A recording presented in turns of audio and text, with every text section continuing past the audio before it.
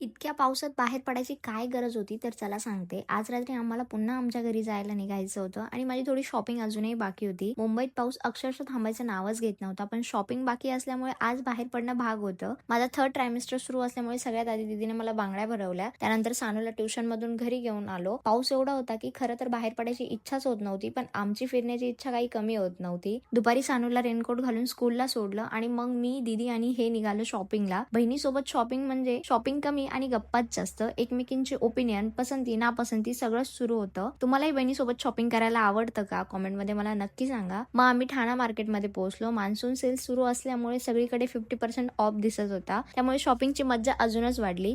2-3 shop फिरलो, भरपूर variety बघितल्या. पण मला हवं होतं तसं काही मिळतच नव्हतं. पण पर्सनली सांगायचं तर ना, मला इकडे कलेक्शन खूप आवडतं. म्हणून मी स्पेशली इकडे शॉपिंगला वर्षातून 1 वेळा तरी येते. त्यानंतर फायनली एका शॉपमध्ये मला अगदी मनासारखं मिळालं, आवडलंही आणि वरून 50% ऑफ. मग काय, शॉपिंग तर बनतेच. शॉपिंग झाल्यावर आम्ही आमच्या फेवरेट स्पॉट कुंज विहारला गेलो आणि भर पावसात मस्त गरमागरम चाट खाल्लं. घरी आल्यावर थोडा आराम केला, रात्रीच्या वेळी जेवण केलं आणि लगेच पॅकिंग करून निघालो, कारण रात्रीची रिटर्न ट्रेन होती. ट्रेनच्या आधी यांच्या चाइल्डहुड फ्रेंडला भेटायला गेलो. खूप दिवसांनी भेटल्यामुळे मस्त गप्पा मारल्या आणि तिथून आम्ही स्टेशनकडे निघालो. खरं सांगायचं तर थर्ड ट्रायमेस्टर मध्ये थोडं चाललं तरी थकवा जाणवतो, पण आपल्या माणसासोबतचा वेळ असेल ना तर तो थकवाही आनंद देऊन जातो. तुम्हाला काय वाटतं? मला कॉमेंट करून नक्की सांगा. त्यानंतर ट्रेन आली आणि सुरू झाला आमचा परतीचा प्रवास. व्हिडिओ आवडला असेल तर फॉलो करायला विसरू नका. बाय.